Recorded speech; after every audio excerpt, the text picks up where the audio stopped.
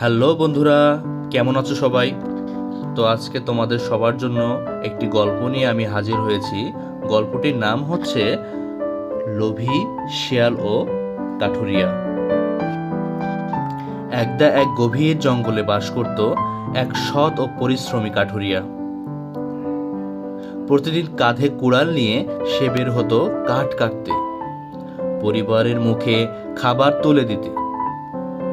একদিন কাঠ কাটতে গিয়ে হঠাৎ তার কুড়ালটা পড়ে গেল পাহাড়ি ঝর্ণার গভীরে। হতাশ হয়ে বসে পড়ল সে, কারণ ওটাই ছিল তার একমাত্র সম্বল। হঠাৎ ঝর্ণার পানির ভেতর থেকে উঠে এলো এক জ্যোতিময় অপ্সরা। হাতে সে ধরে ছিল একটি সোনার কুড়াল। জিজ্ঞেস করলো, এটা কি তোমার কুড়াল? কাঠুরিয়া বিনয়ের সঙ্গে বলল, না, এটা আমার কুড়াল নয়। অপ্সরাও আরো 2টি কুড়াল দেখালো, রূপার ও লোহার। সে শুধুই নিজের পুরনো লোহার কুড়ালটি চিনে নিল।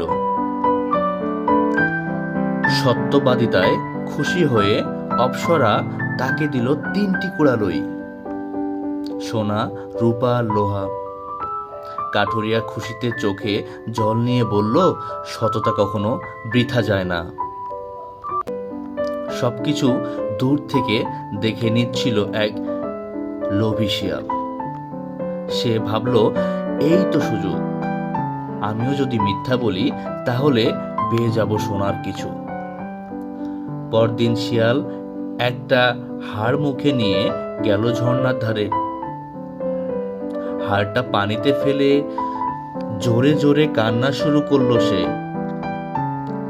মনের ভিতর চলছিল লোভের খেলা। অপ্সরা আবার এলো। সে জিজ্ঞেস করলো, তুমি কি এই সোনার হাড় ফেলেছো? শিয়াল মিথ্যা বলল, হ্যাঁ, এটি আমার। অপ্সরা রেগে গিয়ে বলল, তুমি মিথ্যাবাদী। অপ্সরা হাড়টিও নিয়ে গেল, আর শিয়াল পেল না কিছুই। লজ্জায় মুখ ঢেকে পালিয়ে গেল সে। লোভ আর মিথ্যার ফল যে কত ভয়ানক তা বুঝে গেল শিয়াল। এই গল্পটি থেকে আমাদের শিক্ষণীয় বিষয়টি হচ্ছে, সততা সবসময় পুরস্কৃত হয়, আর লোভ ও মিথ্যা মানুষকে শেষ পর্যন্ত শাস্তি দেয়। তো সবাই ভালো থাকবেন, আর আমাদের চ্যানেলটি সাবস্ক্রাইব এবং লাইক করে দিবেন। ধন্যবাদ সবাইকে।